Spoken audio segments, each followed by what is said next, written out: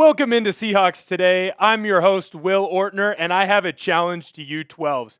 Earlier today in the office, I was walking around, and our Green Bay Packers report host, Joey, came up and he grabbed me and he said, "Hey, Will, you know it would be fun since the Packers are playing the Seahawks for this final preseason week action. Why don't we do a sub battle? We already have Monday subs, so why don't we, see how it goes the rest of the week, Tuesday through Saturday?" And I said, "Of course, Joey. Why not? Let's see who can win this sub battle." And then as soon as I clicked in to see what the Packers subs for Monday were and what our subs for Monday were, I realized why Joey brought this up. Look, and that's fine. You want to be sneaky. You want to find a way to get a nice, easy win on the new guy. Whatever. I thought hazing was illegal nowadays, but that's fine. That's okay. The Packers got more subs than us on Mondays.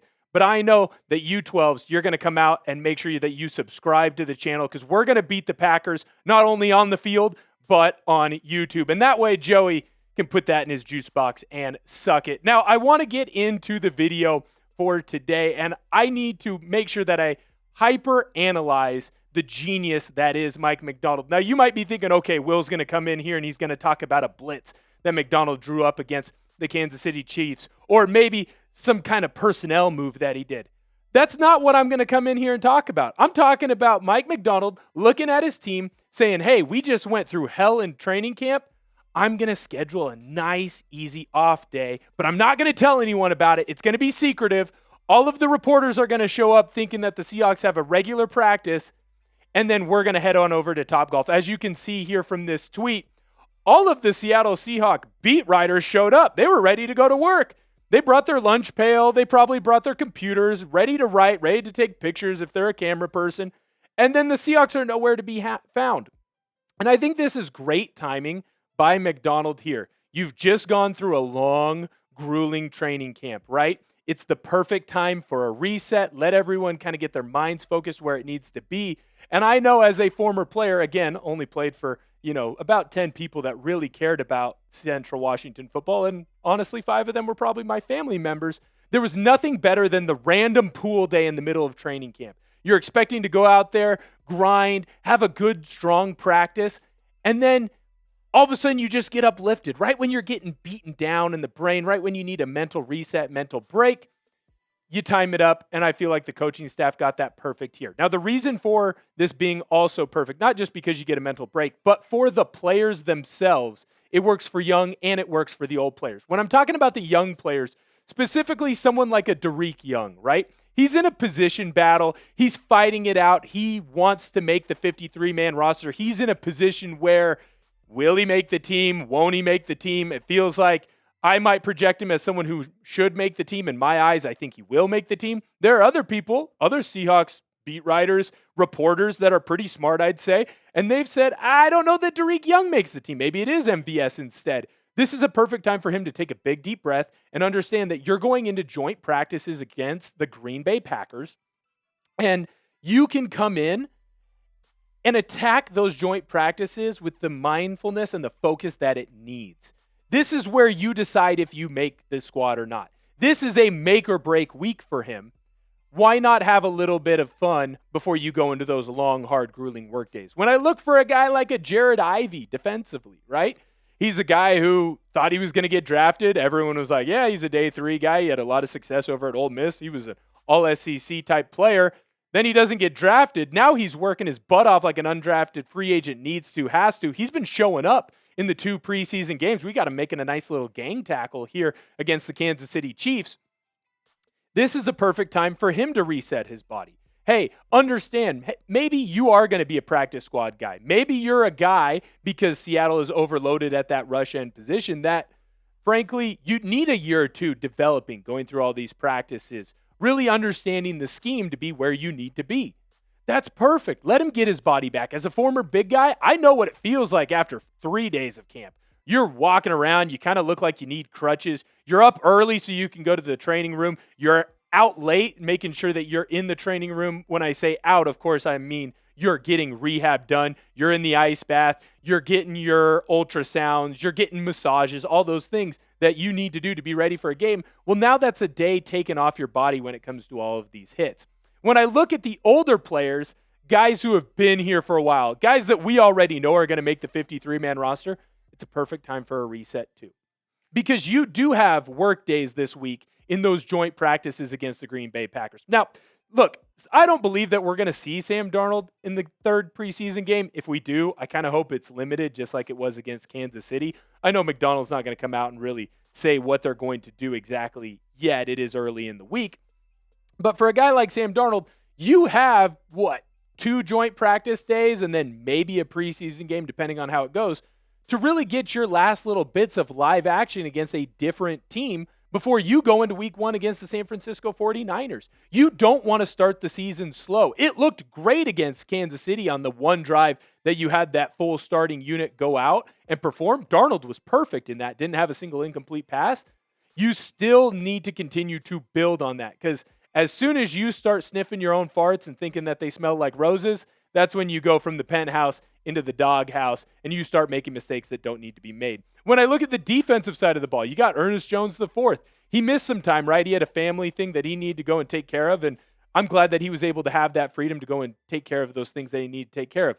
Now you have a day at Topgolf where you can just have fun, right? You missed some time because you were dealing with that family thing. That's difficult. That's hard. That's going to weigh on you mentally. It might not weigh on you physically, right? Because you're not taking the same hits that everyone else is.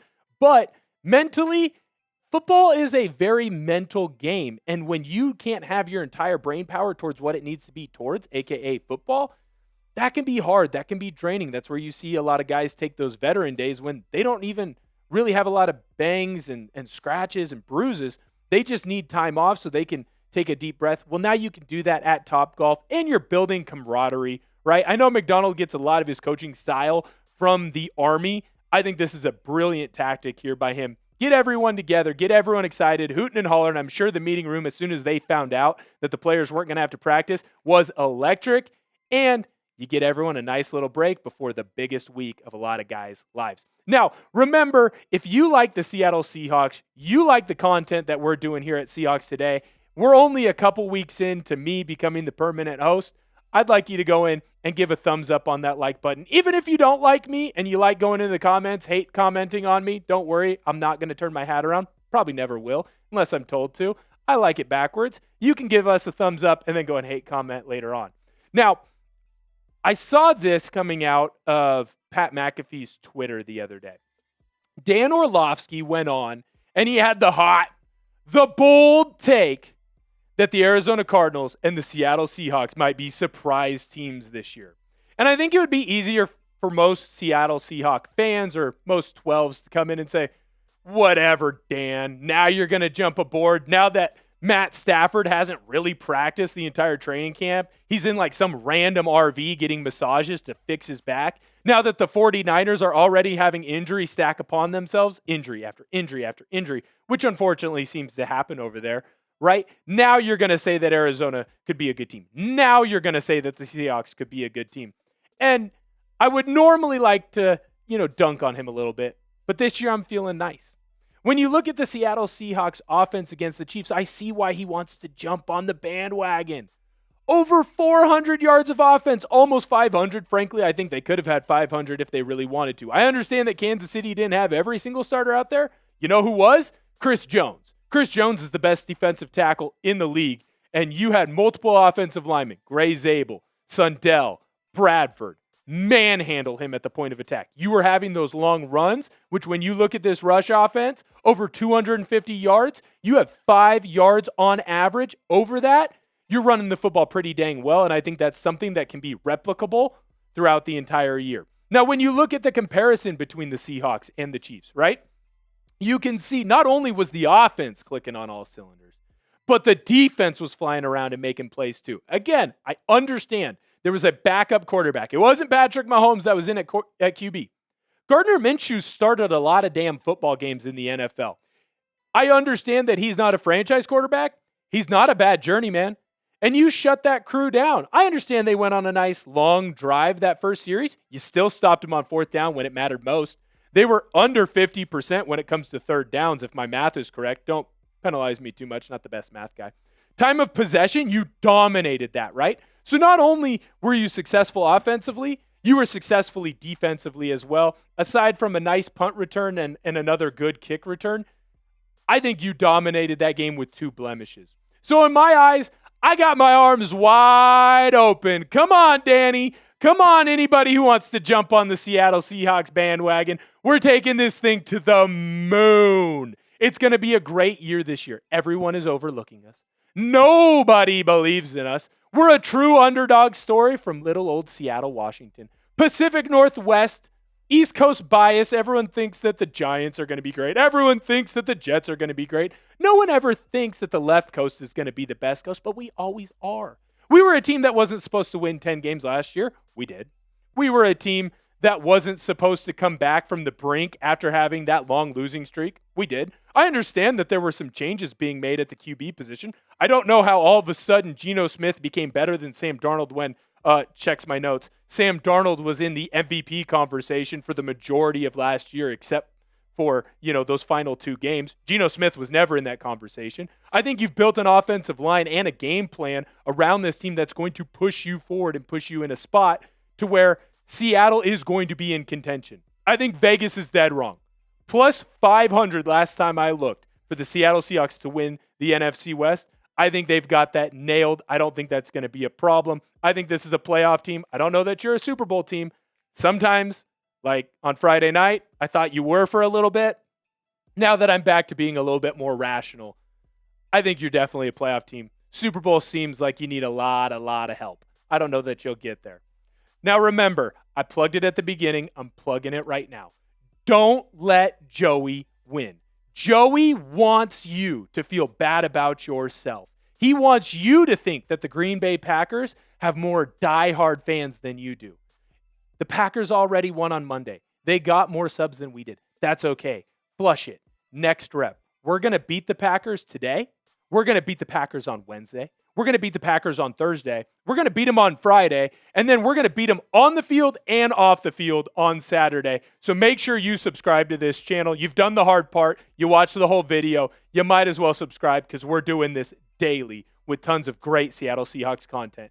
Now, until next time, I'll see you later.